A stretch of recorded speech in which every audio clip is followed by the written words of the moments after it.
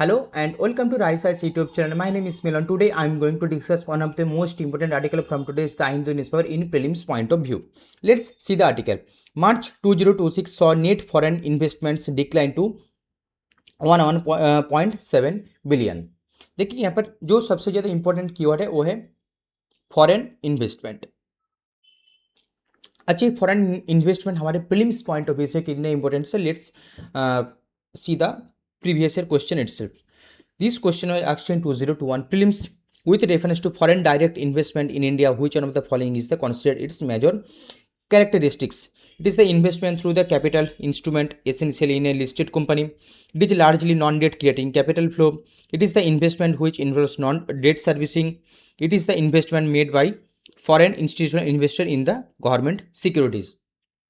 मतलब UPSC question पूछने के तरीके देखिए, ये पूछा है किस तरीके का क्वेश्चन की definition based, conceptual based question कि आपको पता होना चाहिए कि what is the foreign direct investment, इसको डेफिनेशन क्या है, फॉरेन डायरेक्ट एफडीआई की डेफिनेशन क्या है। तो इसलिए मैं हमेशा बोलता हूँ please work on your basics. अगर आपका बेसिक्स सही है तो प्रीलिम्स आपके लिए बहुत ही ईजी है, ठीक है। अगर आपका बेसिक्स सही नहीं है, अगर बेसिक लोग बहुत सारे स्टूडेंट क्या करते हैं, बेसिक्स को छोड़ के मतलब बेसिक को डाउन कर देते हैं और इधर उधर के बहुत सारी चीज़ पढ़ लेते हैं, लेकिन ऐसा बिल्कुल नहीं करना।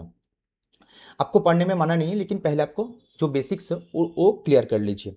देखिए यहाँ पर कुछ डेवलपमेंट हुआ है, जो मैंने इम्पोर्टेंट जो लाइन्स है वो मैंने पढ़ा और मैंने इसको नोट डाउन किया, जो जो मुझे इम्पोर्टेंट लगा, क्योंकि यहाँ पर बहुत सारे डेटाज है और इस तरीके के डेटा यूपीएससी कभी नहीं पूछता, ठीक है।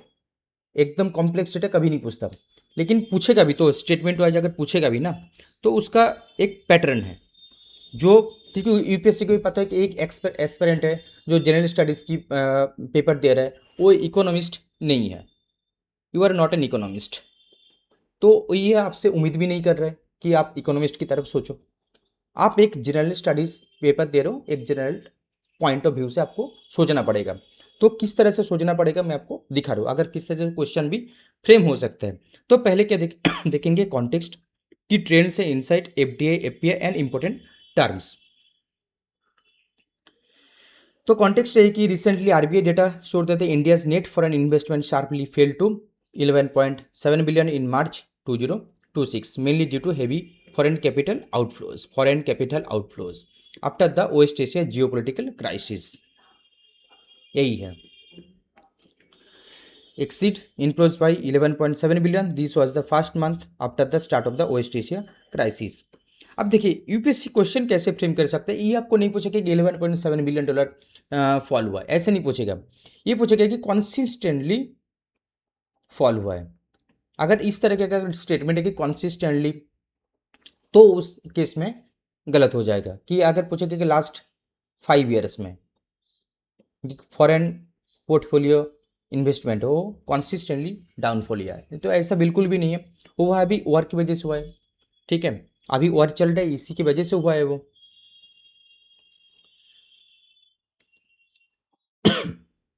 अभी ट्रेंड क्या है,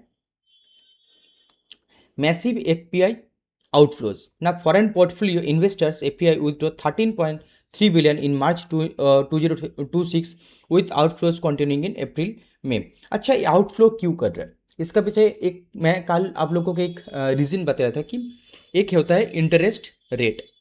अगर ये मान लो आरबीआई है और एक यूएस में ये फेडरल रिजर्व बैंक है। अभी कुछ इन्वेस्टर है यहाँ पर इन्वेस्टर्स पहले ये लोग आरबीआई में इन्वेस्ट किया था। अब क्या बोल रहे कि जो फेडरल रिजर्व बैंक है यूएस की, वो बोल रहे कि जो इंटरेस्ट रेट आरबीआई तुमको दे रहा है उससे ज़्यादा इंटरेस्ट मैं तुमको पे करूँगा। तो फिर इसीलिए क्या होता है कि जो इन्वेस्टेड आरबीआई में पहले मतलब इंडिया में इन्वेस्ट किया था वो यूएस में कैपिटल फ्लाइट हो रहा है। यही एक मेन कारण रीज़न होता है। और इससे क्या होता है कि ना रुपी जो डिप्रिशिएट होता है, रुपी का जो वैल्यू होता है वो गिरते जा रहा है। अभी देखिए जैसे कि 97 रुपीज़ चल रहे हैं $1। ये सारी चीज़ इंटरकनेक्टेड है। और इकोनॉमी में अपकमिंग प्रीलिम्स 2026 में वॉर इम्पैक्ट ऑन इकोनॉमी एक क्वेश्चन आपको डेफिनेटली मिलेगा, ठीक है, ये मिला लीजिएगा। देन आता है कि F D I remain positive, however कि net F D I stood at the 1.6 billion.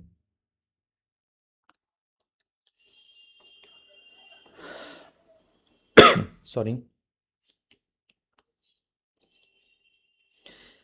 अब जो मेन कॉन्सेप्ट है यहाँ पर, जो डेटा है वो इतने सारा इंपॉर्टेंस मायने नहीं रखता, लेकिन अब जो है वो है F D I versus F P I.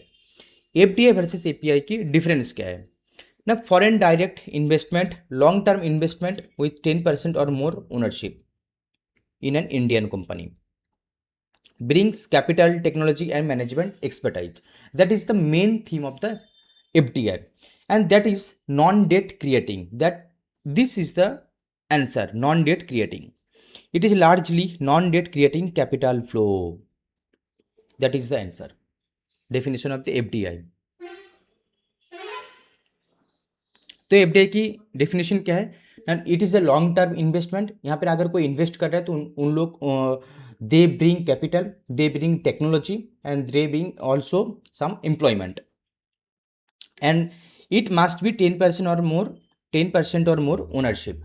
अगर इससे 10% से ज़्यादा कम है तो वो एफपीआई होगा। यहाँ पर और एक कॉन्सेप्ट है, मान लीजिए ए इन्वेस्ट किया इंडिया पे 12%, इट मीन्स एफडीआई के डेफिनेशन में ये तो एफडीआई होगा, लेकिन ये 2025 की बात कर रहा हूँ।